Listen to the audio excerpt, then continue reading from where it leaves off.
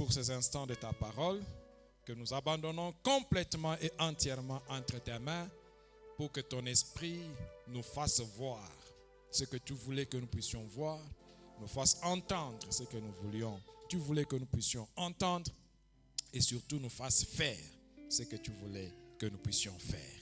Au nom de Jésus-Christ, nous prions ainsi. Amen.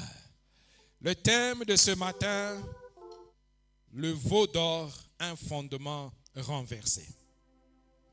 Voilà le thème de notre partage ce matin.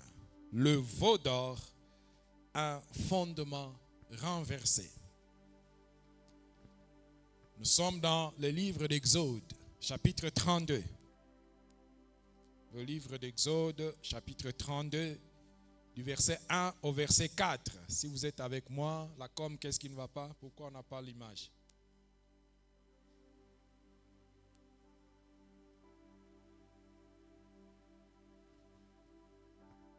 Exode, chapitre 32, verset 1 à 4.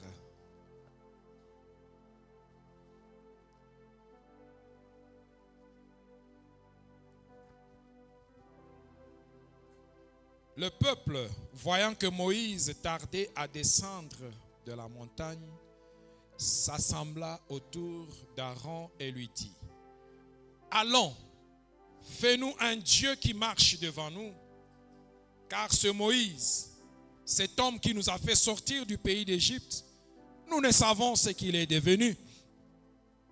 Aaron leur dit: ôtez les anneaux d'or qui sont aux oreilles de vos femmes, de vos fils et de vos filles, et apportez-les-moi. Et tous ôtèrent les anneaux d'or qui étaient à leurs oreilles, et ils les apportèrent à Aaron. Il les reçut de leurs mains, jeta l'or dans un moule, et fit un veau en fonte. Et ils dirent: Israël, voici ton Dieu qui t'a fait sortir du pays d'Égypte. Alléluia. Dimanche passé, nous avons présenté notre thème de base pour cette année 2026. Et ce thème est inscrit à l'entrée du temple, à savoir s'aimer l'excellence pour relever les fondements renversés. Ce thème est inspiré du psaume 11, 3, qui dit: quand les fondements sont renversés, le juste, que fera-t-il? Nous avons donc présenté la vision, nous avons présenté les objectifs et nous avons compris que les fondements sont renversés pour une chose, pour une situation, lorsqu'il y a déviance, lorsqu'il y a détournement du plan divin originel pour cette chose, pour cette situation. C'est ça ce qu'on appelle renversement des fondements. À chaque fois qu'il y a déviance, il y a détournement de la pensée originelle de Dieu, du programme originel de Dieu, pour une chose, pour une situation, pour une circonstance, les fondements sont renversés. Et cela touche tous les domaines de notre vie. Lors du dîner, le dimanche passé, le soir, les 3 sections du ministère ECOEX, à savoir Genex, FedEx et Eden, les 3 sections nous ont fait des exposés sur les quelques fondements renversés qu'on rencontre dans leur domaine, qu'on rencontre sur leurs cibles respectives. Génération Excellence nous a parlé des fondements renversés au milieu de jeunes. Femme d'Excellence nous a parlé des fondements renversés au milieu des femmes. Et Excellence Eden nous a parlé des fondements renversés au milieu des couples et des familles. Nous avons compris que les fondements renversés, nous les côtoyons tous les jours, tous les jours, tous les jours. Ce matin, nous allons nous focaliser sur un type de fondement renversé, vieux comme le monde, mais toujours d'actualité. Et ce fondement renversé, c'est l'idolâtrie. L'idolâtrie. Revenons à notre texte de base qui nous sert d'illustration ce matin.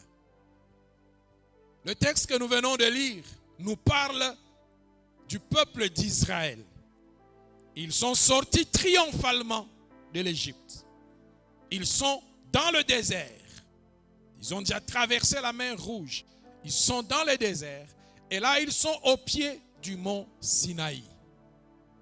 Le peuple est resté au bas de la montagne et Moïse est monté sur la montagne pour rencontrer Dieu.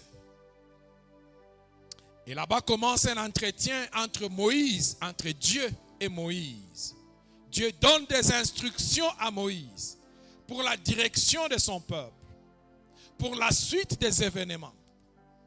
Évidemment, la chose prend un peu plus de temps que ce que les autres pouvaient penser. Ça prend 40 jours et 40 nuits. Moïse est toujours sur la montagne. Le peuple est resté en bas avec Aaron. Aaron était le frère de Moïse. C'est lui avec qui ils sont allés voir Pharaon pour qu'il puisse libérer le peuple d'Israël. Et donc Aaron était vraiment le bras droit de Moïse. Il était dans la ceinture rapprochée de Moïse. Dieu a même dit que Aaron servirait de bouche pour Moïse. Pendant que Moïse se trouve sur la montagne, 40 jours et 40 nuits, ça devient trop pour le peuple. Il trouve que c'est trop. Alors il décide d'aller voir Aaron. Ils vont voir Aaron et lui tiennent le discours que nous venons de lire dans Exode chapitre 32. Ils disent à Aaron quelque chose de direct, d'incroyable, d'insoupçonnable qui pouvait sortir de la bouche d'un peuple qui a été racheté avec la main toute puissante de Dieu. Et ils vont dire à Aaron, fais-nous un Dieu qui marche devant nous. Waouh!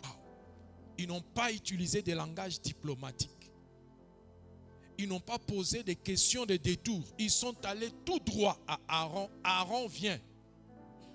Fais-nous un Dieu. Alléluia.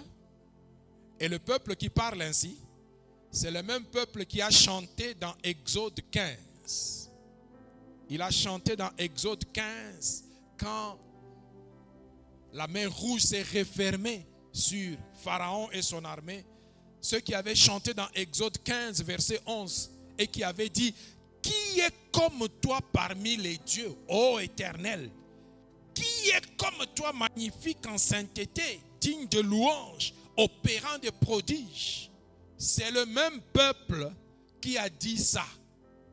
Le même peuple qui a chanté cela.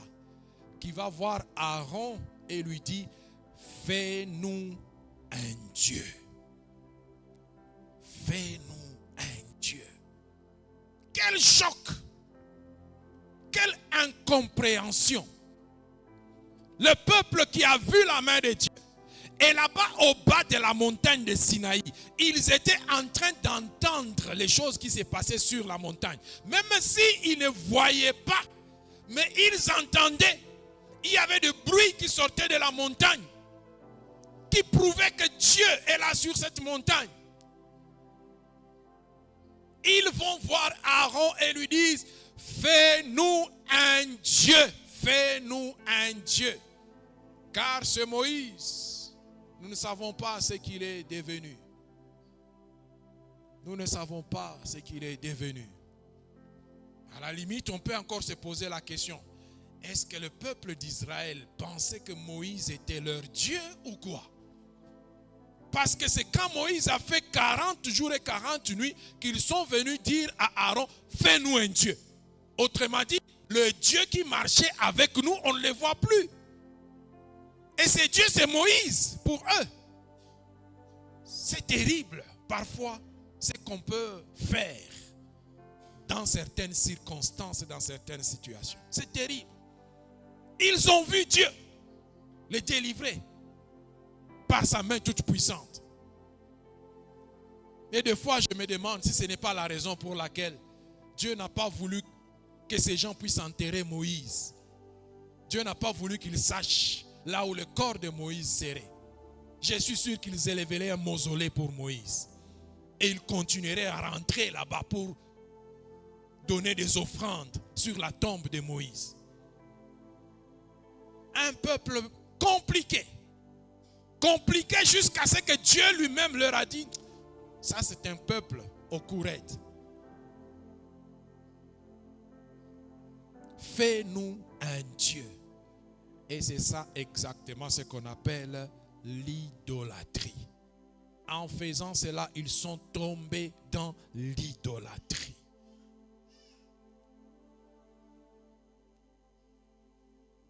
Qu'est-ce que l'idolâtrie?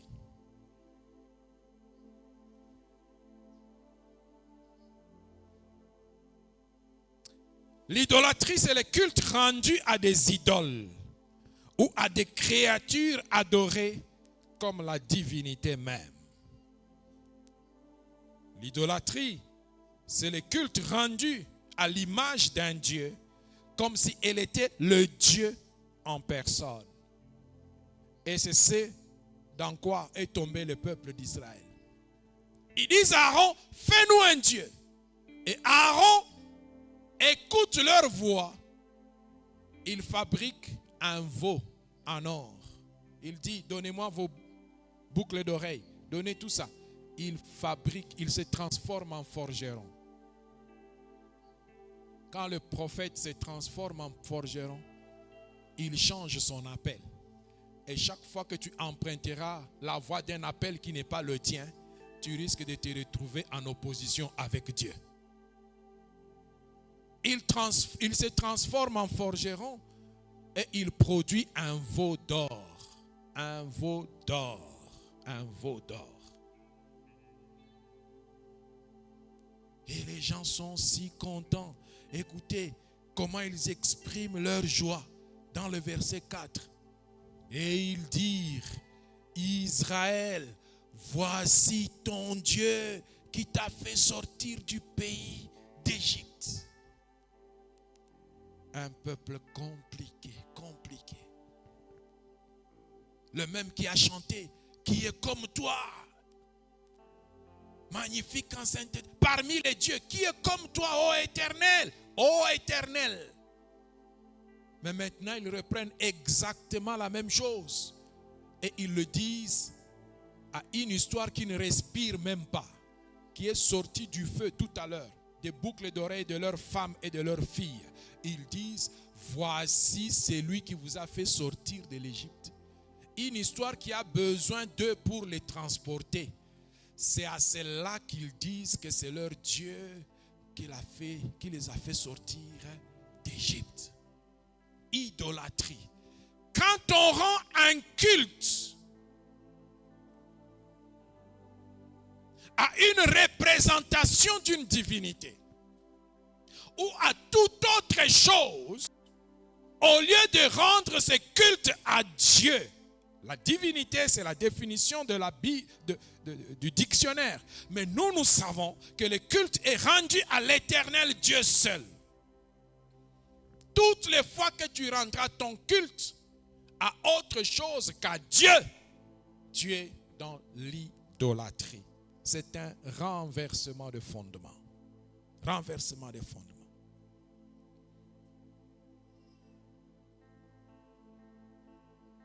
La passion ou l'admiration excessive vouée à quelqu'un, c'est aussi de l'idolâtrie. Une passion excessive vouée à quelqu'un ou vouée à quelque chose, c'est de l'idolâtrie. Aujourd'hui, les veaux d'or portent le nom des joueurs de football.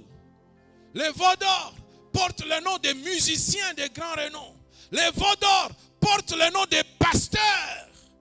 Ouais, des bishops, des hommes de Dieu, des ministres de Dieu.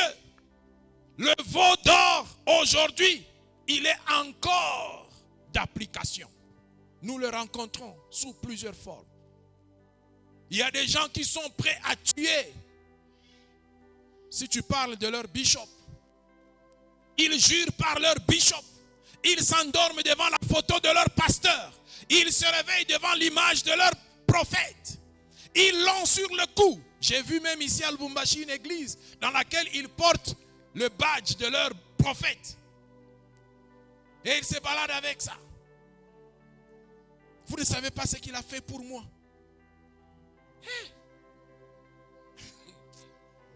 Vraiment. Qu'est-ce qu'il a fait pour toi? Veau d'or. Le veau d'or. Des gens aujourd'hui sont prêts à s'entretuer pour une équipe de football. Pour une équipe de football dont les dirigeants ne vous connaissent même pas.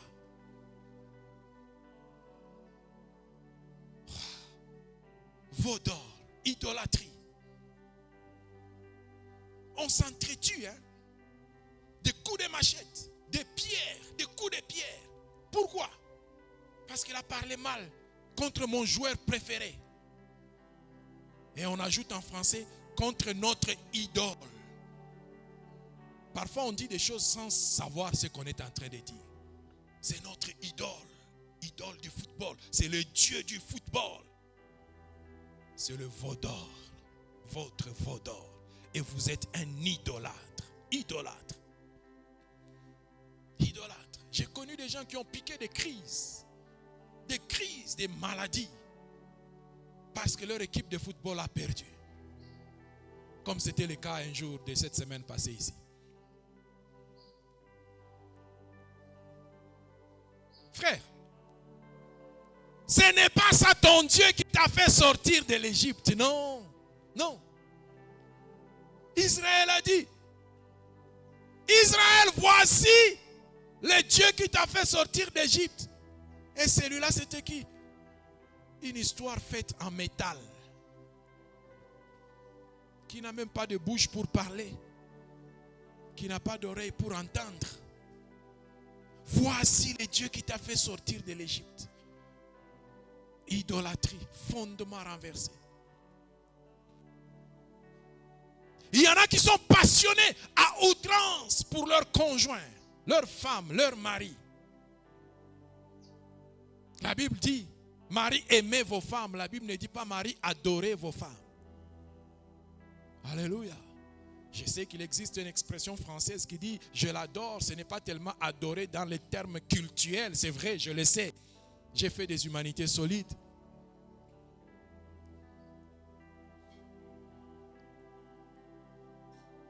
Mais c'est une expression qui veut tout dire. Qui veut tout dire.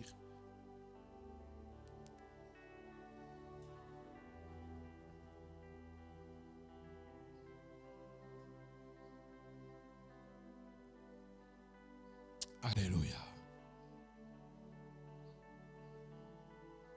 Pourquoi disons-nous que le veau d'or était un fondement renversé? Et pourquoi disons-nous que l'idolâtrie est un fondement renversé? Quel est alors le fondement relevé? Pour qu'on sache qu'il est renversé, il faut qu'on identifie ce qui était relevé. Voici ce qui est relevé. La recommandation de la Bible en la matière. Exode 20, 1 à 6. Exode 20, 1 à 6. Alors Dieu prononça. C'est le dialogue qui se tient entre Dieu et Moïse sur la montagne, là où justement Moïse était. Alors Dieu prononça toutes ces paroles en disant, je suis l'Éternel ton Dieu, qui t'ai fait sortir du pays d'Égypte, de la maison de servitude. Commençons déjà par là. Alléluia. Qui a fait sortir de l'Égypte? C'est Dieu. Israël a dit, voici, ô Israël, le Dieu qui t'a fait sortir de l'Égypte. Non, Dieu dit, je suis l'Éternel ton Dieu qui t'a fait sortir du pays d'Égypte. de la maison de la servitude. Frères et sœurs, Dieu peut utiliser des gens pour vous bénir. Dieu peut utiliser des personnes pour vous secourir, pour vous enseigner, pour prier pour vous. Mais ne les transformez pas en Dieu. Toute la gloire doit revenir à l'Éternel Dieu seul. Les autres n'ont été que des instruments entre ses mains. Alléluia! Dieu n'a même pas dit, c'est Moïse qui l'a fait sortir. Et pourtant, matin, midi, soir, le peuple voyait Moïse. Dieu n'a pas dit, c'est Moïse qui les a fait sortir. Ici, Dieu revendique la paternité de la sortie de l'Égypte. Moïse était au front, il était visible devant Pharaon, devant la mer. C'est lui qui adressait, c'est lui qui parlait. Moïse était au front, mais celui qui entretenait tout ça, c'était Dieu. Ne donne pas gloire à un homme quand la gloire doit revenir à Dieu seul. Alléluia. Alléluia. Je suis l'Éternel, ton Dieu, qui t'a fait sortir du pays d'Égypte, de la maison de la servitude. Et moi, je bénis tous ceux qui font du bien à leurs semblables. Je bénis tous ceux qui se préoccupent du bien-être de leurs prochains. Mais l'adoration ne leur reviendra pas. Dites-leur merci. Exprimez votre reconnaissance à l'égard de ceux qui vous ont fait du bien. C'est très bon, c'est très bien. Dire merci à quelqu'un, ce n'est pas l'idolâtrer. Exprimer sa reconnaissance à quelqu'un, ce n'est pas l'idolâtrer. C'est même recommandé. Dis merci quand on te fait du bien. Exprime ta joie, exprime ta reconnaissance. Bénis quelqu'un, bénis un serviteur de Dieu qui a été utilisé par Dieu pour t'aider dans une situation, pour te secourir. Oh, c'est très bien, j'encourage cela. J'encourage cela. Donne ton offrande. Quand tu reconnais que Dieu a utilisé une main, un prophète, un pasteur, un serviteur, afin de pouvoir te bénir, je rends grâce à Dieu pour cela et j'encourage cela. Mais ne fais pas de lui ton Dieu. Ce n'est pas lui qui t'a fait sortir de la servitude. Ce n'est pas lui qui t'a fait sortir de la maladie. Ce n'est pas lui qui t'a fait sortir de la prostitution. Même s'il a partagé l'évangile avec toi, même s'il t'a prêché, il t'a donné les affermissements, il t'a mené jusqu'aux eaux du baptême, ce n'est pas lui qui t'a sauvé. Dis-lui merci. Prie pour lui. Exprime-lui ta reconnaissance. Mais celui qui t'a fait sortir de la servitude, c'est l'Éternel Dieu seul. Alléluia. Alléluia. Le fondement relevé, c'est que nous devons reconnaître que Dieu est l'unique source de notre délivrance. L'unique. Tous les autres ne sont que des moyens qu'il utilise. Que des moyens qu'il utilise. Et Dieu continue en disant, verset 3, « Tu n'auras pas d'autre Dieu devant ma face. » Voilà le fondement relevé. « Tu n'auras pas d'autre Dieu devant ma face. Tu ne te feras point d'image taillée, ni de représentation quelconque des choses qui sont en haut dans les cieux, qui sont en bas sur la terre et qui sont dans les eaux plus bas que la terre. » L'Église dit Amen. Voilà le fondement que nous devons relever. Dieu est Dieu seul. L'Éternel Dieu dit, tu n'auras pas d'autre Dieu devant ma face. Sont-ils réellement des dieux? Non. Il est en train de dire, tu ne rendras pas le même culte que tu me rends à autre chose ou à autre personne. Alléluia. Tu n'auras pas d'autre Dieu devant ma face. Toute autre chose contraire à cela est un fondement renversé. Fondement renversé. Le veau d'or est devenu un fondement renversé parce qu'il a remplacé Dieu devant le peuple d'Israël. Il a remplacé Dieu. Tu n'auras pas d'autre Dieu devant ma face. Ce matin, frère, toi qui écoutes le son de ma voix ce matin, Dieu a été remplacé par quoi dans ton existence? Dieu a été remplacé par qui dans ta vie? À quoi voues-tu ton culte? À quoi donnes-tu le plus d'honneur? Jusqu'à adorer. Honorer n'est pas mal. Adorer devient un problème. Bénir n'est pas mal. Adorer devient un problème. Dire merci n'est pas mal. Exprimer sa reconnaissance n'est pas mal. Adorer, rendre culte, ça devient un problème. Ça devient un problème. Et Dieu poursuit en disant, tu ne te feras point d'image taillée, ni de représentation quelconque, des choses qui sont en haut dans les cieux, qui sont en bas sur la terre et qui sont dans les eaux plus bas que la terre. Tu ne te feras aucune image, aucun symbole, aucun symbole. J'ai dit aucun symbole. Tu ne te feras aucune image représentant Dieu. Aucune image. Ou aucune image te servant de canal vers Dieu. Tu ne t'en feras pas du tout. Toi qui portes le badge de ton prophète sur ta poitrine, enlève cela, c'est une abomination devant Dieu.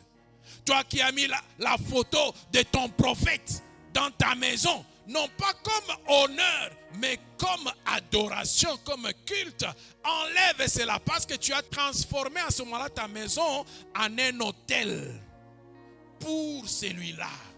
Ta maison devient un temple pour lui.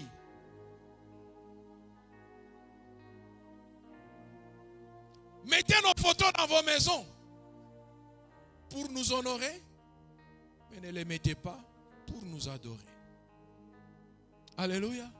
Mettez nos photos sur les statues pour nous honorer, pour reconnaître ce que Dieu fait à travers nous, pour je ne sais quoi, mais pas pour nous rendre un culte. Pas pour nous rendre un culte. Ton pasteur n'est pas plus grand que ton Dieu. Parce que même lui, le pasteur, a besoin de Dieu. Alléluia. Pourquoi veux-tu rendre à celui qui est insuffisant ce qui est dû à celui qui est suffisant? Pourquoi? Allez débrancher toutes ces histoires que vous avez branchées dans vos maisons. Allez les débrancher. Toutes ces statuettes que vous avez dans vos maisons, allez les brûler. C'est de l'idolâtrie. De l'idolâtrie. Et Dieu dit, aucune représentation de ce qui est dans le ciel. Toi et moi, nous n'avons pas encore été au ciel. D'abord, qu'est-ce qui me prouve que la statue que tu as là, c'est la statue d'un ange? Qu'est-ce qui me le prouve?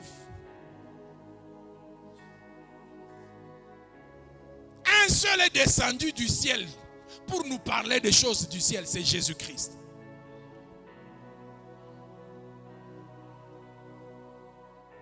On trouve dans ta maison la statue avec quelqu'un qui a des ailes comme ça. Oh, c'est l'ange Michael. On t'a dit que l'ange Michael ressemble à ça? C'est l'ange Gabriel.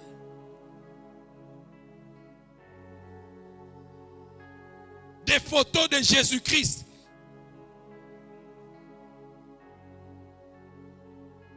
Des fois, je me demande si Jésus lui-même ne sourit pas quand il regarde à certaines photos. Ce n'est pas Jésus, c'est de l'idolâtrie, frère. Oh, alors il met la photo de Jésus dans son salon. Il entoure même avec des fleurs. Une fleur en forme de cœur comme ça. Il met ça autour de la photo. C'est la photo de mon Jésus. Idolâtre.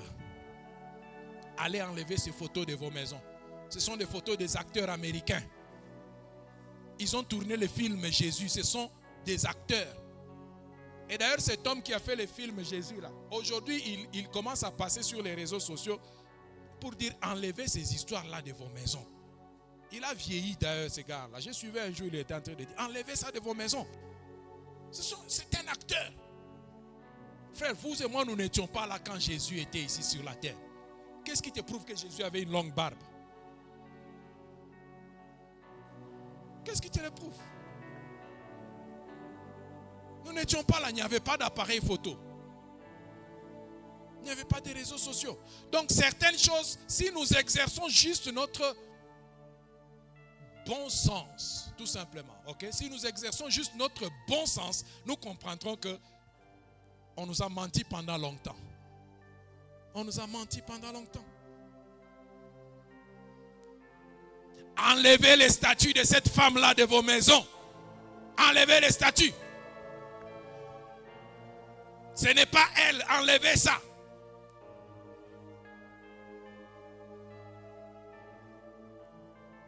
Ah, maintenant tu attends juste que je cite le nom pour que tu mettes sur les réseaux sociaux.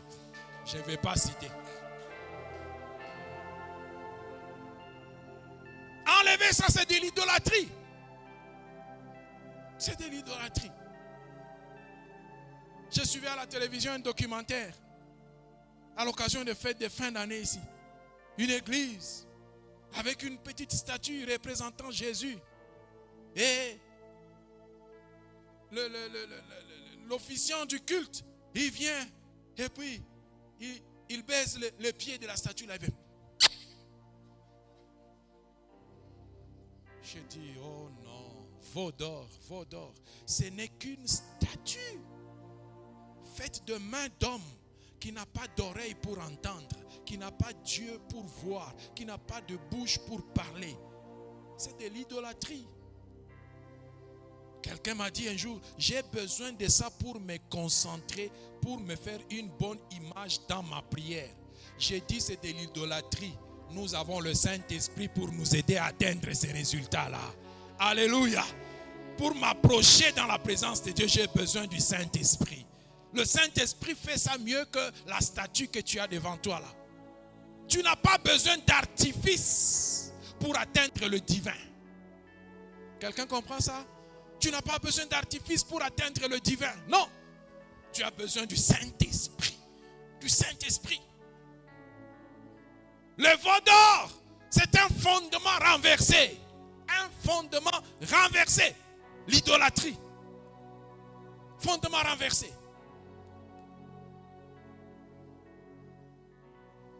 Tu ne te prosterneras point devant elle et tu ne les serviras point, car moi, l'Éternel, ton Dieu, je suis un Dieu jaloux qui punit l'iniquité des pères sur les enfants jusqu'à la 3e et à la 4e génération de ceux qui me haïssent et qui fait miséricorde jusqu'en 1000 générations à ceux qui m'aiment et qui gardent mes commandements. Moi, je voudrais que Dieu se souvienne de moi et de ma postérité parce que je l'ai aimé et non pas parce que je l'ai haï. Alléluia.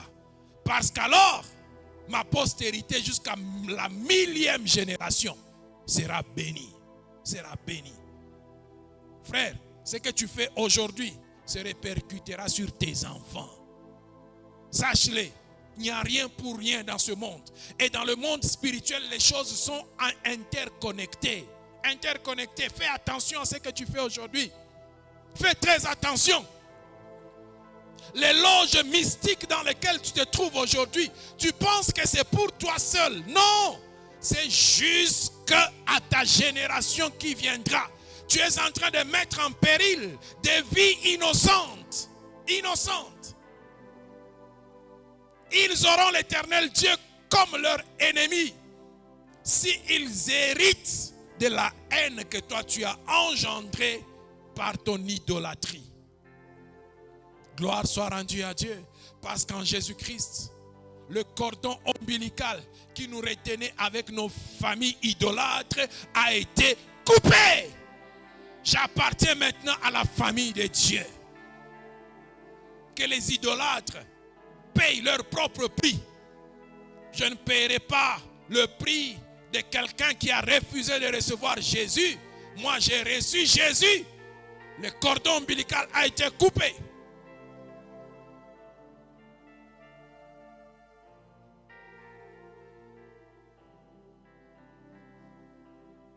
Jésus, dans Matthieu 10, 37, va enfoncer encore le clou. Suis très bien. Jésus va enfoncer le clou. Matthieu 10, 37. Celui qui aime son père ou sa mère plus que moi n'est pas digne de moi. Et celui qui aime son fils ou sa fille plus que moi n'est pas digne de moi. Jésus vient ajouter davantage le poids. Comme pour dire, on ne peut pas le mettre lui dans une balance avec une quelconque autre personne. Ni notre père, ni notre mère, ni notre fils, ni notre fille, ni notre mari, ni notre épouse. On ne peut pas les mettre sur un plateau avec Jésus-Christ. Non, l'amour que je dois à Jésus n'est pas comparable à l'amour que je dois à ma femme. Pas du tout. Il y a des choses qui sont réservées à Christ que je ne peux pas donner à ma femme. Il y a des choses qui sont réservées à Christ que je ne peux pas donner à mes enfants. J'aime mes enfants. J'aime mon épouse. J'aime ma famille. Mais l'adoration, je ne peux pas donner à ma famille. Le culte, je ne peux pas donner à ma famille.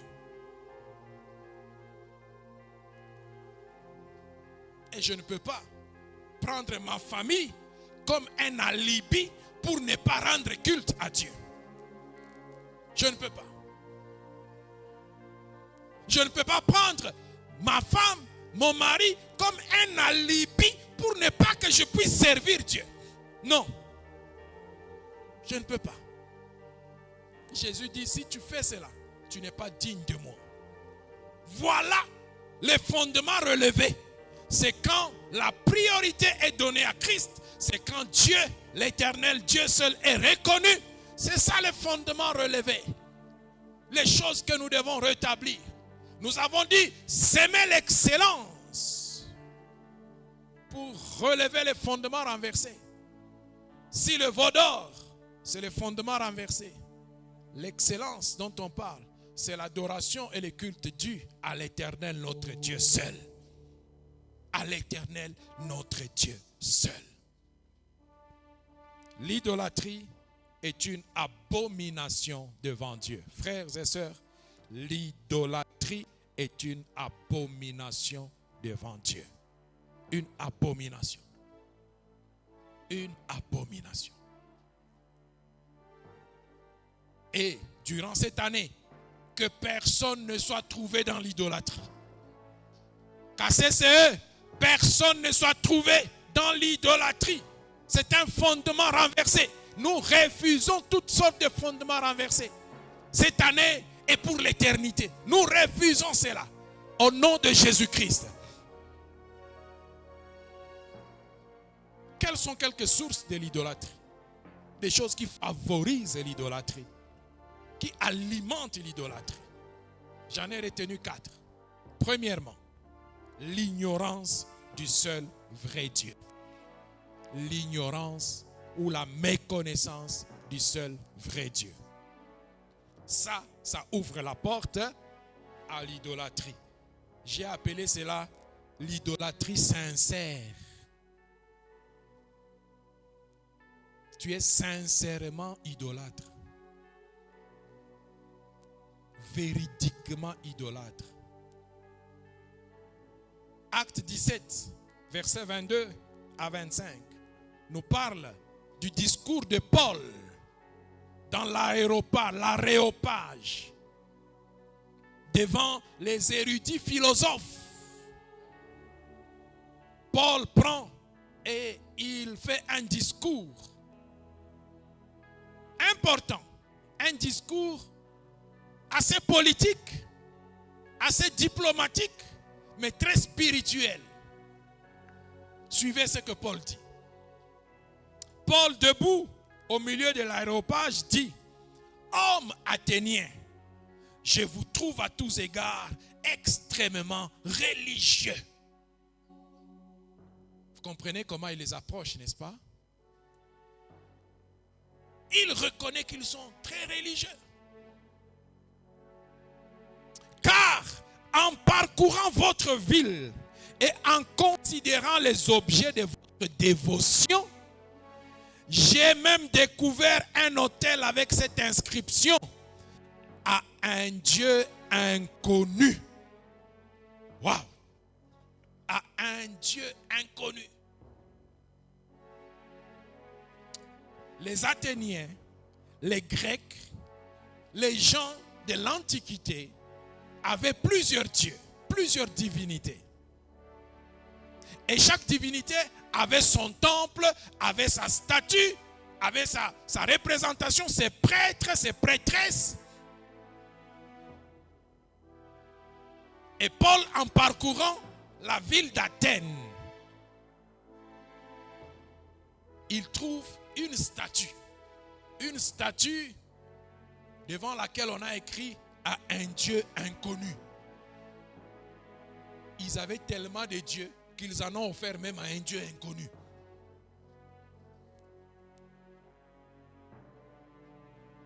Paul dit, je vous ai trouvé très religieux. Très religieux. Vous avez même des instruments pour votre dévotion. Comme aujourd'hui, beaucoup de gens sont restés enfermés dans le religieux. Dans le religieux. Vous n'êtes pas différent des Athéniens. Plusieurs personnes, même dans l'église, sont restées religieux. Religieux. La religion nous amène dans des routines, dans des rituels.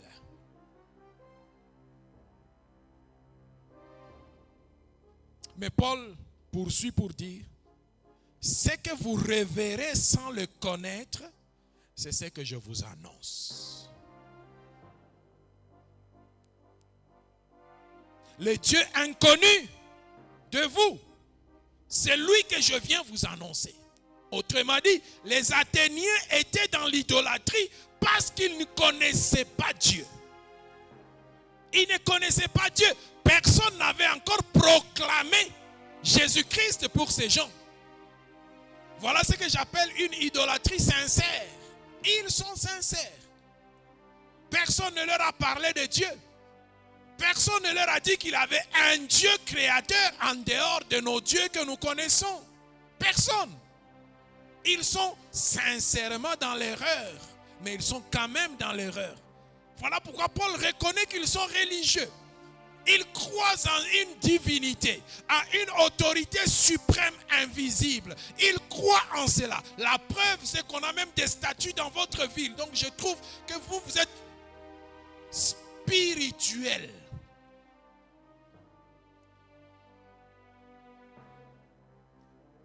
Mais pour nous, l'important n'est pas d'être spirituel. C'est d'être chrétien. Car la spiritualité, elle embrasse plusieurs domaines. La sorcellerie aussi, c'est de la spiritualité. Tout ce qui touche le monde des esprits, c'est ça la spiritualité. On ne va pas rester que dans la spiritualité. Les Athéniens étaient dans la spiritualité. Paul leur dit, aujourd'hui, je viens vers vous pour vous annoncer ce que vous ne connaissiez pas. Remarquez qu'il ne les a pas enfoncés, qu'il ne les a pas grondés. Non, parce qu'ils étaient dans l'erreur sincèrement. Ils n'ont pas entendu parler de l'évangile. Le Dieu qui a fait le monde et tout ce qui se trouve, étant le Seigneur du ciel et de la terre, n'habite point dans les temples faits de mains d'hommes. Il commence maintenant à leur parler. Parce que ces gens avaient des temples pour chaque Dieu. Chaque Dieu avait un temple.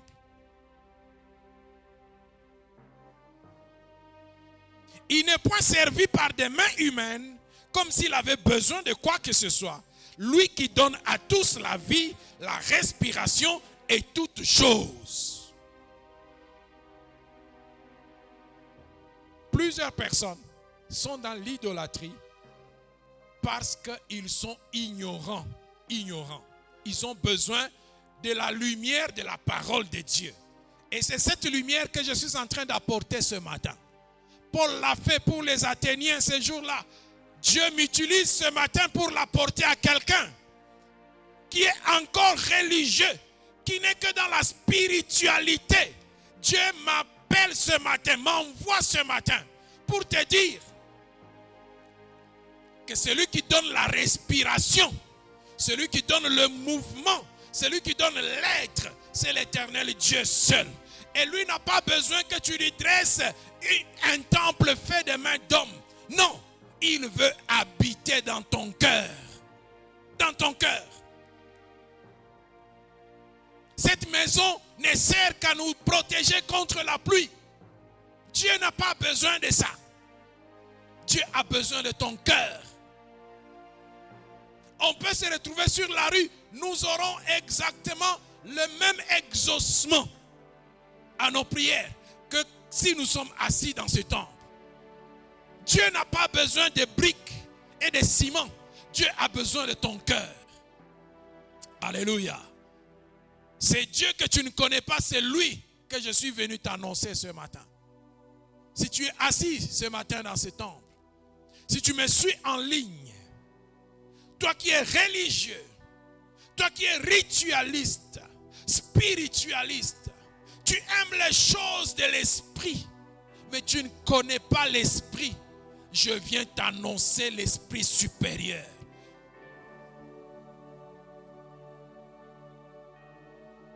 Ces dieux-là n'habitent pas les temples faits de mains d'hommes. Ces dieux-là, il n'a pas besoin de mains d'hommes pour les servir. Sa main toute seule est suffisante pour lui. Acte 17, verset 30. La Bible dit, Dieu, sans tenir compte des temps d'ignorance, annonce maintenant à tous les hommes, en tout lieu, qu'ils aient à se repentir. C'est ce que dit Amen. Sans tenir compte du temps de l'ignorance, Dieu est prêt à tourner la page pour celui qui fait une chose, qui se repent. Qui se repent. Les idolâtres sincères n'ont qu'une seule porte, c'est connaître la vérité, et la vérité va les affranchir. Cette vérité, c'est celle que je vous annonce ce matin. Il n'y a point d'autre Dieu que l'Éternel. Il n'y en a point. Et le salut pour ton âme n'est qu'en Jésus-Christ seul. Dieu est prêt à tourner la page de la période de ton ignorance, frère. Dieu est prêt à tourner la page. Tu étais dans les pratiques fétichistes, dans des pratiques magiques, parce que tu ignorais que Dieu pouvait t'en faire sortir, que l'Éternel Dieu est l'unique qui mérite qu'on lui rende culte. Ce matin, je viens te l'annoncer. Sors de la magie. Sors de la sorcellerie. C'est de l'idolâtrie. Sors de là. Abandonne ces choses. Sors de là. Viens aujourd'hui. Je t'annonce, c'est Dieu inconnu. Celui-là que tu es allé chercher au cimetière. Il n'habite pas les cimetières. Il veut habiter dans ton cœur. Celui-là que tu es allé chercher dans une petite officine à Kipushi ou à Kasumbalesa. Oh, n'y va plus, ne perds plus ton argent. Il est ici ce matin. Il est ici ce matin. Et il est si bon. Il est si merveilleux qu'il est prêt à tourner la page de ton ignorance. Il ne tient pas compte de la période de notre ignorance. Il ne tient pas compte de la période où nos yeux étaient aveuglés. Il n'en tient pas compte. Il dit, répands-toi seulement. Répands-toi seulement. Notre Dieu n'est pas un Dieu rancunier. Il n'est pas rancunier. Même si tu as passé 30 ans de ta vie dans la sorcellerie, un jour suffit pour que tu en sortes. Et ce un jour, c'est aujourd'hui. C'est aujourd'hui. L'Éternel Dieu ne tient pas compte des jours de notre ignorance, frère. Il ne tient pas compte. Tu as pratiqué le chapelet pendant longtemps, croyant que c'était l'instrument pour ton exaucement. C'était la période de ton ignorance. Tu t'es prosterné devant des statuettes, croyant que c'était le canal par lequel le ciel pouvait venir à ta rencontre. C'était le jour de ton ignorance. Aujourd'hui, je viens t'annoncer que le Dieu inconnu que tu cherches par ces statuettes, que tu cherches par ce chapelet, il vient et il veut habiter dans ton cœur. Jésus veut habiter dans ton cœur. Il veut habiter dans ton cœur. Dieu ne tiendra pas compte de ton ignorance. Dieu ne tiendra pas compte. Il y a des choses dans lesquelles tu t'es retrouvé parce que ta famille l'a pratiqué. Ce n'est pas de ta faute. C'était l'idolâtrie familiale. Ce n'est pas de ta faute. Mais aujourd'hui, tu peux faire un choix. Tu peux faire un choix. Parce que ce que tu n'avais pas appris hier, le Saint-Esprit m'envoie te l'apprendre ce matin. Il n'y a point d'autre Dieu devant sa face. L'Éternel seul est Dieu. Tu ne peux pas faire un sacrifice. Un sacrifice à un autre Dieu. Parfois tu peux le faire même inconsciemment. Inconsciemment. Le monde des ténèbres fait des sacrifices. Le monde de l'enfer fait des sacrifices. Tu le faisais peut-être par vengeance. Tu le faisais peut-être par inconscience. C'était la période de ton ignorance. Mais l'ignorance ne subsistera pas toujours. La vérité est venue. Tu la connaîtras et elle t'affranchira. Et cette vérité, c'est Jésus-Christ. Je suis venu t'annoncer Jésus-Christ. Jésus et Jésus seul. Relève ce fondement. Relève-le.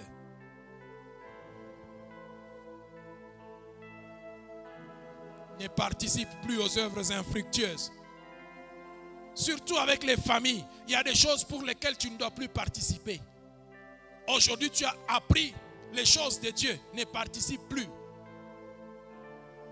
Quand nous étions encore enfants, il y a des cérémonies qu'on faisait dans la famille. Pour dire, c'est pour l'unité de la famille. On amène un poulet et l'aîné dans la famille tient le poulet entre ses mains et il se met à parler. Il se met à parler. Il se met à parler. Frère, on a vu des choses. Tu ne comprends pas quel mystère se passe là-bas. Mais j'en ai encore souvenir. C'est vrai, j'étais enfant, mais j'en ai encore souvenir. Il parle, il parle. Et tu vois, le poulet, il meurt.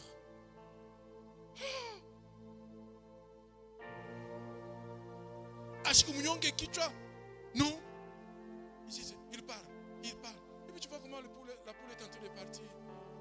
Et puis elle meurt. Et puis on dit, il ne faut pas que vos amis puissent manger à ce poulet. C'est nous seuls seulement qui devons manger au poulet. Nous on dit quoi? On mange.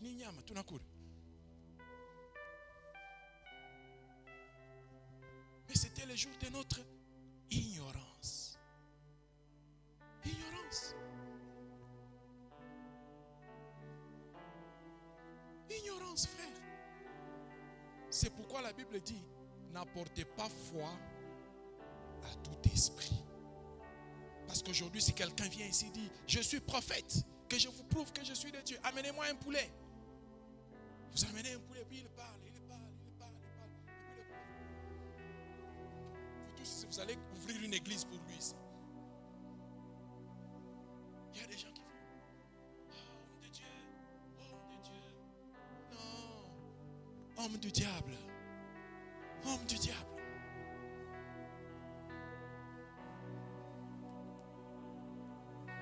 Homme du diable. Mais gloire soit rendue à Dieu. Parce que la vérité est venue vers nous. Nous l'avons connue. Et nous sommes affranchis. Nous sommes affranchis.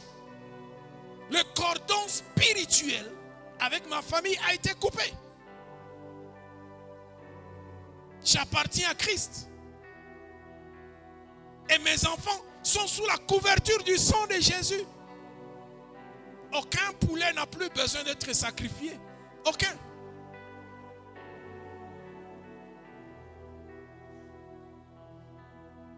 Sortez de ces pratiques. Sortez de ces choses. Oh, nous sommes le 1er novembre. C'est le 1er novembre ou le 1er août, je ne sais plus. Le jour des morts, c'est quel jour? 1er août. Oh, il faut chiboter tu es au cimetière. Tu as fait un cimetière. Oui, il y a seulement des choukou à bafou. Tu es au cimetière chibote. Ok. Tu es au cimetière. Il faut qu'on le sache. Oh, tu as dit quelqu'un propriété. Mais il y a des gens qui sont au cimetière. Leur rôle, c'est mettre la propriété au cimetière. Pourquoi faut-il que moi, j'aille mettre la propriété au cimetière? Il y a des gens qui sont employés au cimetière.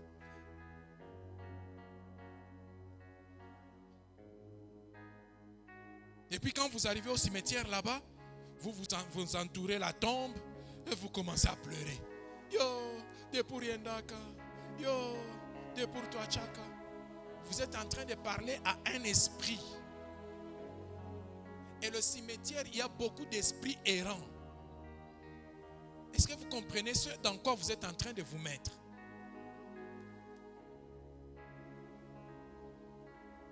Mais aujourd'hui, Dieu est prêt à tourner cette page de l'ignorance. Parce que je sais que parmi vous ici, il y en a qui le 1er août attendent pour aller à la tombe de telle ou de telle autre personne. C'est le temps de l'ignorance, mais la vérité vient ce matin. Ne va pas ce jour-là. Et puis moi, les histoires où il y a des dates précises prévues seulement pour la chose là. Moi, je dis ça, je refuse. Pourquoi il faut aller seulement le 10 janvier, je peux aller nettoyer les cimetières, non? Pourquoi il faut aller seulement le 1er août? Oh, parce que c'est le jour des morts. Aka. Moi, je n'aime pas ça. On ne m'attrapera plus à ça. Pourquoi seulement aujourd'hui? Un jour, j'étais en train de dire à quelqu'un à qui sa belle famille était en train de dire, mais on n'a pas encore fait le 40e jour, le culte de 40e jour. Puis il est venu me poser la question, je lui ai dit, mais pourquoi vous voulez d'abord faire un culte seulement le 40e jour? Oh non, nous voulons rendre grâce à Dieu. Mais est-ce que pour rendre grâce à Dieu, il faut attendre seulement le 40e jour? Quand l'histoire commence à être trop formaliste comme ça, le diable n'est pas très loin. C'est pourquoi pour célébrer la naissance de Jésus, je n'ai pas besoin d'un 25 décembre. Tu comprends ça? Je n'ai pas besoin d'un 25 décembre. Pourquoi seulement le 25 décembre? Il y a quelque chose caché derrière. Je refuse. Je célèbre la naissance de Jésus. Je bénis le nom du Seigneur pour la nativité. Mais pas nécessairement le 25 décembre. Pourquoi? Le temps de l'ignorance est passé. Je suis éclairé aujourd'hui. Et Jésus-Christ est ma lumière. Cessez tous ces rituels inutiles. Il faut les cesser. C'est de l'idolâtrie sincère. Vous êtes sincère dans votre cœur, mais quand même dans l'idolâtrie. Vous ne voulez faire du mal à personne, mais quand même dans l'idolâtrie. Quand même dans l'idolâtrie. Les loups sanzu. Faire les loups sanzu. Pourquoi est-ce qu'on fait les loups sanzu? Pourquoi? C'est de l'idolâtrie. Hakuna mtu akusema tunataka kuingisha sanduku mbulongo. Baya mashtusha kuomba muingisheni sanduku. Hapana, ifombele mtu mwaseme. Njoo kwa pale. Kuloko naenda. Utamwona baba Joseph. Utamsalimia. Kuleko naenda wapi? D'abord le corps, la personne n'est plus là. Ça ce n'est qu'une enveloppe qui va pourrir. Dans 3-4 jours là, il n'y a plus rien. Déjà, il est mort le lundi. Quand on va le sortir de la morgue le samedi, ce n'est plus la même personne qu'on avait mis le lundi. Hein? Vous avez déjà sorti un corps de la morgue? Qui a déjà vu un corps sortir de la morgue? Bon, docteur Smith, il est docteur, il vit avec ça tous les jours. Ce n'est plus le même corps qu'on a introduit le lundi. Hein? Ce n'est plus le même corps. Et surtout si vous tombez sur des morgues bizarroïdes là. Sois éclairé, frère, sois éclairé. Que l'idolâtrie sincère cesse au nom de Jésus-Christ. Aujourd'hui, Dieu, sans tenir compte des temps d'ignorance, annonce maintenant à tous les hommes, en tout lieu, qu'ils aient à se repentir. C'est tout ce que Dieu cherche. Repends-toi. Et tout ton passé sera effacé. Repends-toi. Repends-toi. Quand tu es allé faire l'enchanjo, Un chanjo là, et puis on t'a mis des histoires. C'est ni kamo, tout, on n'a pas de kamo. C'est de l'idolâtrie. Ni kamo, ni maïta kamo. Kamo. Il y a ces makami na pika tout, ton kamo ya tout, on est chini. Effectivement, ça fonctionne, hein. Ça fonctionne. On pika tout qui moi tout, on est tout chini. C'est pas différent du poulet qui tombe là. C'est pas différent.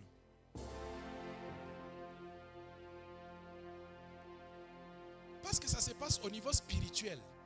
Les choses se passent au niveau spirituel. Mais en réalité, en le faisant, tu as fait un pacte. Cet impact de sang, c'est une alliance de sang. Tu as fait un pacte avec le diable. Tu t'es offert au diable.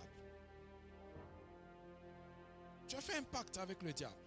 Mais toi, tu étais sincère que c'est comme ça que ça se passe dans notre génération. En tout cas, c'est normal. Tu n'as jamais entendu parler d'autre chose. Ce matin, le Seigneur m'envoie te parler de ces dieux inconnus. Dieu m'envoie te parler de lui.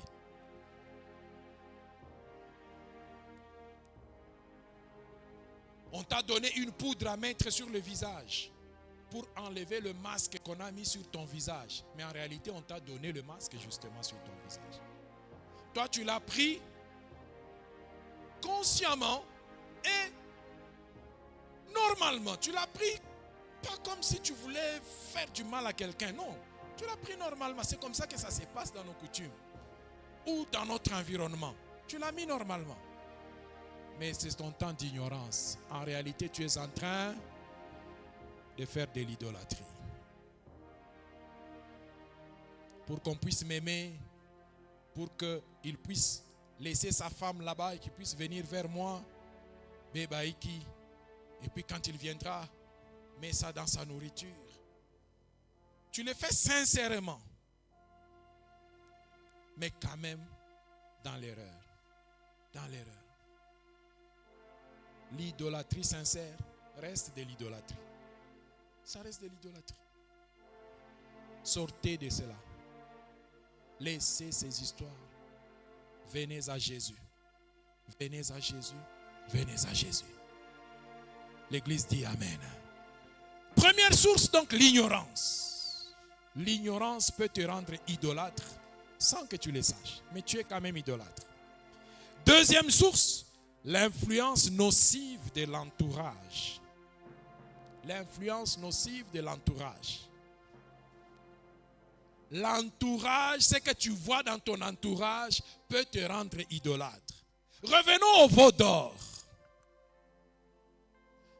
Quand ils ont décidé de créer un Dieu, tout de suite, ils ont fait un veau. Je me dis, mais pourquoi ils n'ont pas fait une statue humaine, par exemple? Pourquoi ils n'ont pas fait un oiseau? Pourquoi ils n'ont pas fait un arbre?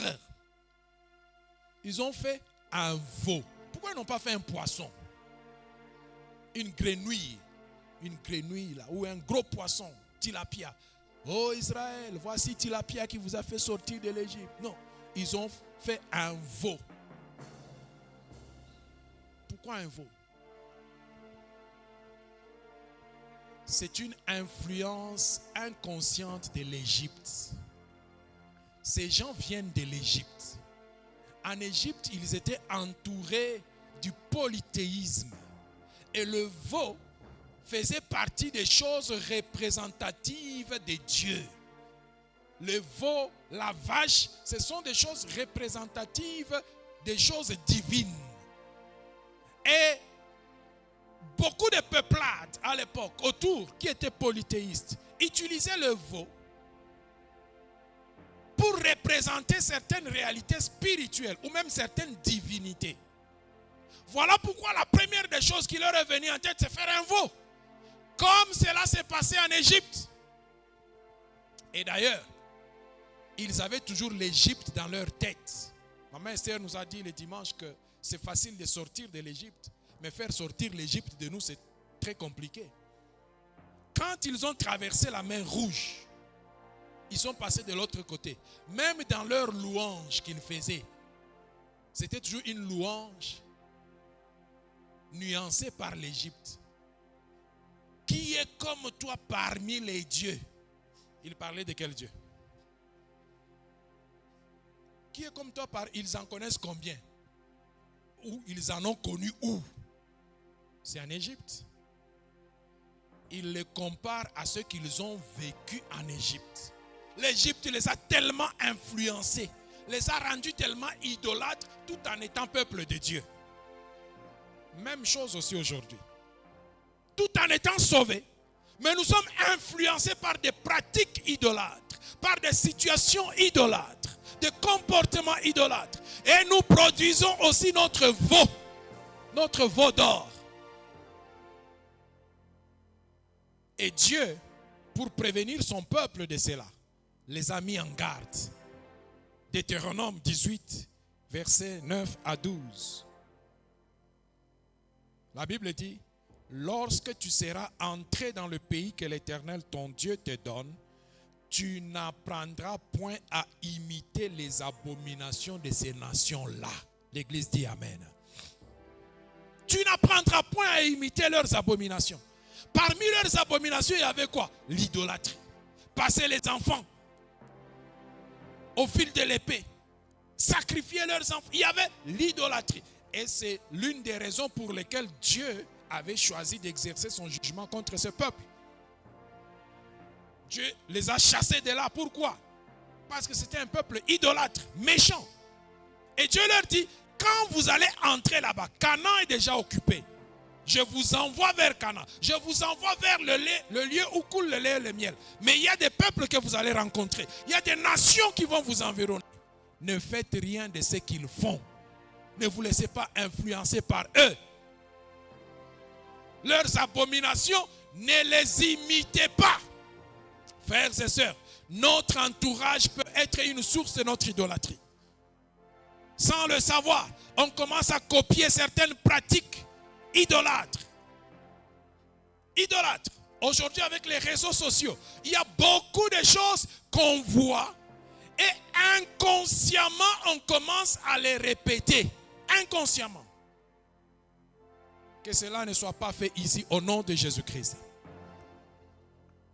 Les réseaux sociaux nous montrent comment les serviteurs de Dieu sont idolâtrés. Je vous ai déjà dit, on doit honorer les serviteurs de Dieu. On ne doit pas les idolâtrer. Comment pouvez-vous expliquer? Parce que je suis serviteur de Dieu et que je viens au culte, vous devez vous coucher ici dans le couloir pour que je puisse monter sur vous et que j'arrive jusqu'à la chair. Et vous le faites de bon cœur. Avec joie, avec sourire. Donc comme je vais descendre là maintenant ici, mon pied ne doit pas toucher le sol ici. Car je suis un oint de l'Éternel. Vous devez vous coucher ici. La première personne se couche, l'autre se couche. Jusque chez moi, ma chaussure ne doit pas toucher la boue de l'oubiaï. Je suis un oint de l'Éternel. Et quand vous acceptez ce genre de choses, vous êtes idolâtre. Idolâtre. Que cela ne commence même pas par un petit grain, que ça ne commence même pas petit, que ça ne commence jamais, que ça ne commence pas, ce qui commence petit finit par grandir, que ça ne commence jamais. Je n'ai pas entendu ton amen. Ne suivez pas les influences de ces idolâtres. Nous sommes serviteurs de Dieu. Nous ne sommes pas Dieu. J'ai dit quoi?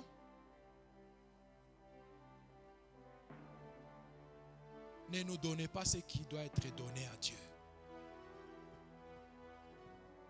L'adoration revient à Dieu seul. Honorez les serviteurs de Dieu. La Bible elle-même le dit. Honorez-les. Ces gens sont dignes d'un double honneur. Ça, c'est la Bible même qui le dit. C'est correct. Obéissez aux serviteurs de Dieu. C'est correct. Mais ne les adorez pas. Ne les adorez pas. Mais tellement on les voit dans notre environnement, on voudrait les reproduire. C'est pourquoi je mets toujours en garde tous les serviteurs de cette église. Ne nous amenez pas le feu étranger. N'amenez pas le feu étranger. Dans vos prédications, dans vos services, dans votre façon de chanter, de danser. Ne nous amenez pas le feu étranger.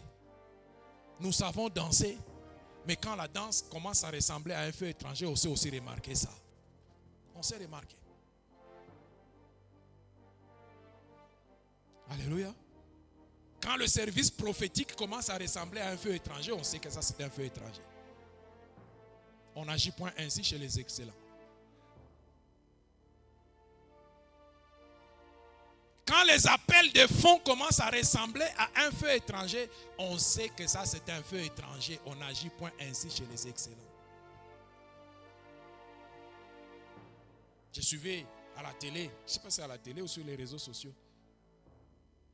un serviteur de Dieu qui disait, venez, je vais prier pour vous et amenez votre offrande. Mais l'offrande, on ne la met pas dans les paniers, on la met dans sa poche. Donc, il met la poche comme ça, vous venez, vous mettez dans la poche et puis il prie pour vous. Vous venez, vous mettez dans la poche. Idolâtrie, escroquerie, méchanceté. Vous n'hériterez pas du royaume des dieux. Idolâtre. Mets ton offrande dans le panier. C'est bien de donner ton offrande. C'est bien de bénir les serviteurs de Dieu. Mets-la dans le panier. Donne au protocole. Mets dans la disposition qui est faite. Si vous voyez ce genre de choses se passer ici dans ce temple, sachez que ce n'est pas quelqu'un de nous. Tu as entendu ça? Ce n'est pas quelqu'un de nous. Soit c'est un visiteur, soit c'est quelqu'un de nous qui a été influencé par l'extérieur. Et donc il n'est plus de nous. Mais comme parfois il est compliqué en termes d'éthique et de courtoisie d'arracher le micro à quelqu'un qui a déjà le micro, c'est pourquoi vous voyez que Tobomaramoto, on est là et on laisse les choses se passer. Mais sachez, après culte, dans le bureau là-bas, nous nous disons quand même 2-3 choses. Nous nous disons des choses. Oui, oui. Oui, oui. Mais ici, on ne dit rien parce qu'on doit les respecter, celui qui a le micro. Mais quand on va descendre, on va dire les choses.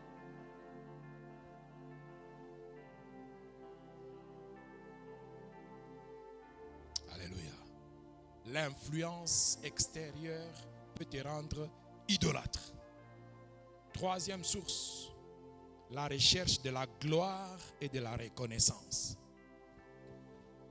La recherche de la gloire et de la reconnaissance peut te rendre idolâtre. Et ça, c'est le piège dans lequel Aaron est tombé. Frères et sœurs, revenons un peu dans le texte. Attends-moi baigné. Revenons un peu dans le texte. Nous sommes dans Exode chapitre 32. Voyez même vous-même, hein? Voyez seulement vous-même, voyez. Exode chapitre 32, verset 1. Lisons ensemble. Lisons ensemble. Le peuple, voyant que Moïse tardait à descendre de la montagne, s'assembla autour d'Aaron et lui dit, allons, fais-nous un Dieu qui marche devant nous, car ce Moïse, cet homme qui nous a fait sortir du pays d'Égypte, nous ne savons ce qu'il est devenu. Point. Arrêtons-nous là-bas. Maintenant, c'est toi, Aaron, à qui le peuple est venu pour poser un problème direct, sans aucun langage diplomatique. Fais-nous un Dieu, Aaron. Aaron, que toi tu es Aaron, ou tu es Aaron. Quelle serait ta réaction immédiate? Quelqu'un peut oser essayer? Si tu étais Aaron. Oui, Chris? Patientez encore un peu. Ok?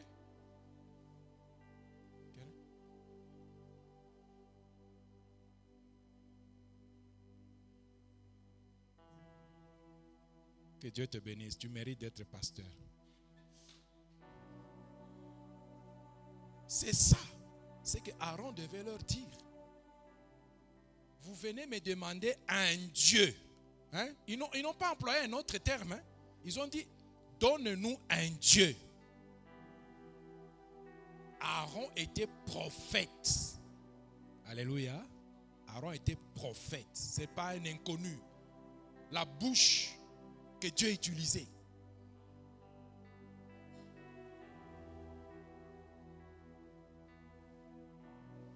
Mais regardez ce qu'il fait. Regardez le verset 2. Qu'est-ce qu'Aaron fait? Aaron leur répond directement. Allez, amenez-moi les anneaux, amenez-moi les bijoux.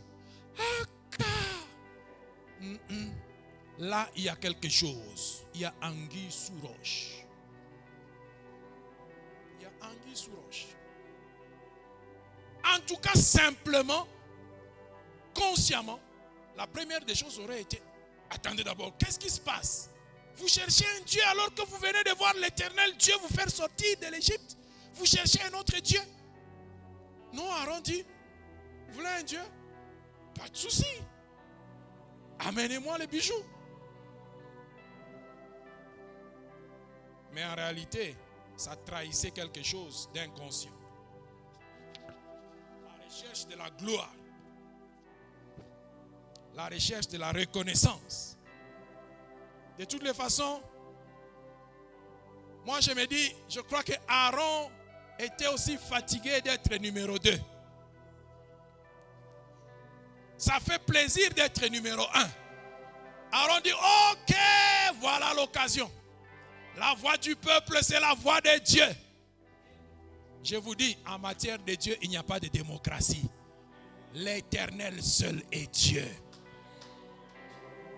Ils viennent amener les histoires. Non, Aaron, non, ça c'est la recherche de la gloire.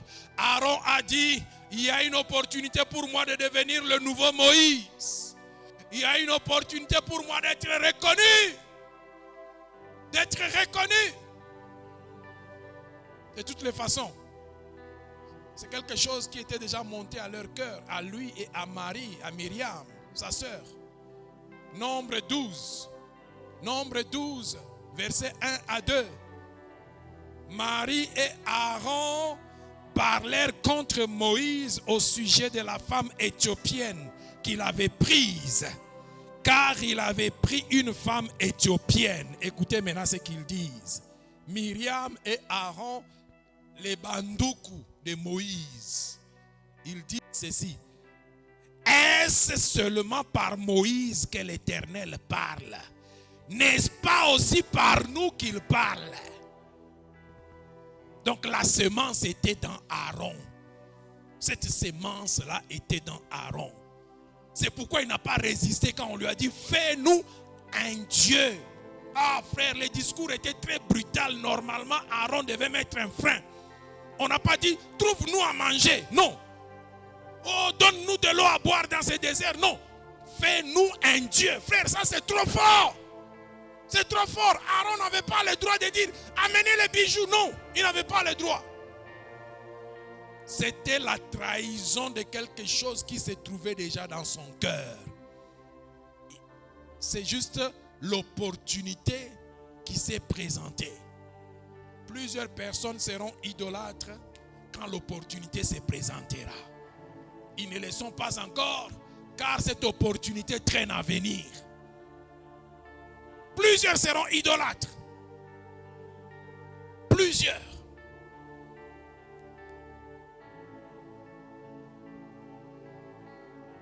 Et quatrièmement, enfin,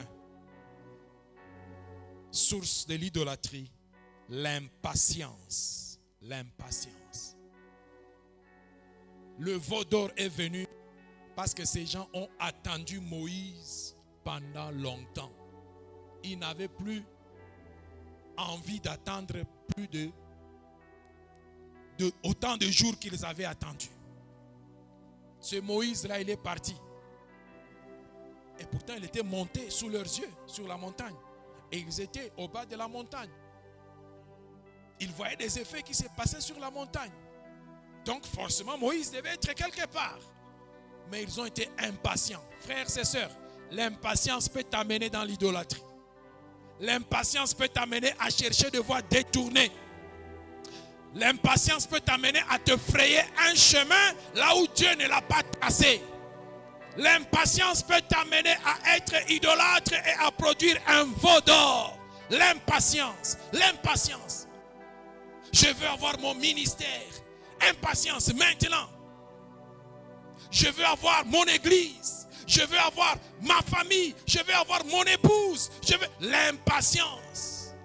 Dieu, il est celui qui est maître des temps et maître des circonstances. Quand tu ne laisses pas à Dieu de gérer son temps, tu mangeras des choses crues. Et les choses crues, ça rend malade. Ça rend malade. Le temps de Dieu amène les choses à perfection. C'est pourquoi la Bible dit, il fait toutes choses bonnes en son temps. Et le temps là, c'est bon au temps de Dieu et aussi bon au temps de la chose. Quand Dieu fait une chose, cette chose est bonne en son temps, au temps de Dieu et au temps de la chose. C'est le temps de la chose. Alléluia. L'impatience t'amènera loin. L'impatience t'amènera au cimetière. L'impatience t'amènera dans la drogue. L'impatience t'amènera dans les fétiches. L'impatience t'amènera dans le vol. L'impatience marche avec la cupidité. Et la Bible dit que les cupides, ce sont des idolâtres. L'impatience t'ouvrira la porte de l'abomination. L'impatience, l'impatience. C'est pourquoi, à l'inverse, le fruit de l'esprit nous encourage à développer de la patience, de la maîtrise de soi. L'impatience. L'impatience. Tu vas voler par impatience. Tu vas détourner l'argent de l'entreprise par impatience. L'impatience te rendra ennemi de Dieu. Ennemi de Dieu. L'impatience. Apprenons à faire confiance à Dieu.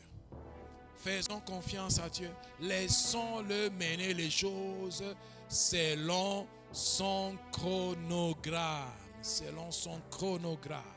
Et le temps de Dieu et la méthode de Dieu, c'est ce qu'il nous faut pour notre vie. Tout celui qui emprunte une voie erronée, une voie auto-créée, risque d'aller à l'encontre de la voie de Dieu. Est-ce que l'Église peut dire Amen? En conclusion, 1 Corinthiens chapitre 10, verset 14. 1 Corinthiens chapitre 10, verset 14. Est-ce que tu as trouvé ça? Si tu n'as pas ta Bible, regarde chez ton voisin.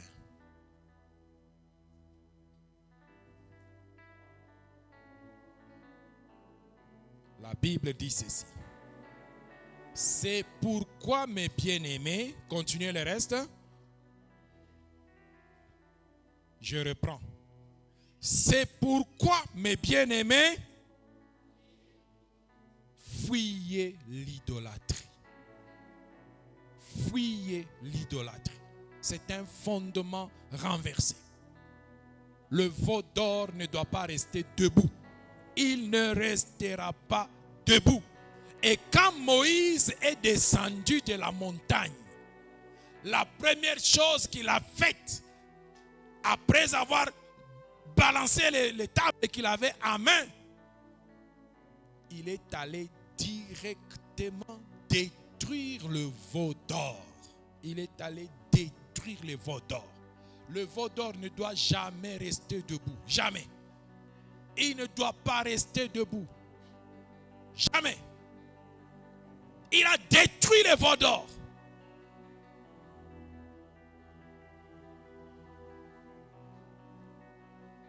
Il a détruit le veau d'or. C'est ça sa place. Le veau d'or doit être détruit et le fondement qui était écroulé, qui était renversé, doit être relevé. Relevé. Ce fondement, c'est quoi? Genèse chapitre 1, verset 1 nous le dit. Au commencement, Dieu. Voilà ce qui doit rester debout. Au commencement, Dieu. Dieu avant toute chose. Mais aussi, Dieu pendant toutes choses et Dieu après toutes choses. Alpha et Oméga, l'Éternel Dieu. Le fondement, tu n'auras pas d'autre Dieu devant ma face. Relevons ce fondement-là. Maintenons-le bien fort et bâtissons sur ce fondement. L'idolâtrie ne doit pas rester comme ça. On doit pouvoir relever ce fondement. Ne laissons pas ce fondement renversé être notre partage. Non. 1 Corinthiens 10, 7 dit, ne devenez point idolâtres. Comme quelques-uns d'eux, selon qu'il est écrit, le peuple s'assit pour manger et pour boire, puis ils se levèrent pour se divertir. Voilà le propre des idolâtres. Manger, boire, se divertir. Ce sont des idolâtres. Faisons comme Moïse. Exode 32, verset 20. Il prit le veau qu'ils avaient fait et le brûla au feu. Il le réduisit en poudre. Et Moïse va plus loin pour donner une leçon à ce peuple, pour qu'ils sentent bouchungu de ce qu'ils ont fait. Moïse a réduit le veau d'or en poudre. Il a pris cette poudre, il a jeté dans l'eau et il a pris cette eau, il leur a fait boire. Muikunywe. Muishikie buchungu ya Mungu wenu, ule muishikie buchungu yewe Mungu wenu, mukunywe.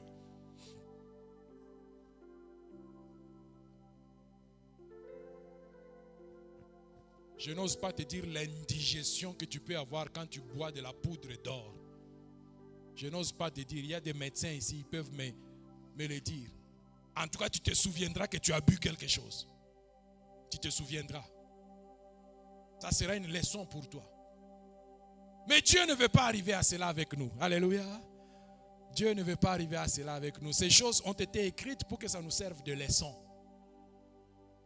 Pas pour que nous en fassions une copie. Que ça nous serve de leçon. Dieu, il dit juste, répandez-vous. Répandez-vous. Qu'aujourd'hui, qu'il n'y ait qu'un seul Dieu. Que lui seul soit adoré. Que lui seul soit loué. Mon attention et mon amour ne seront jamais en compétition avec autre chose par rapport à Dieu. Mon adoration à Dieu et à Dieu seul. Que Dieu bénisse sa parole. Amen.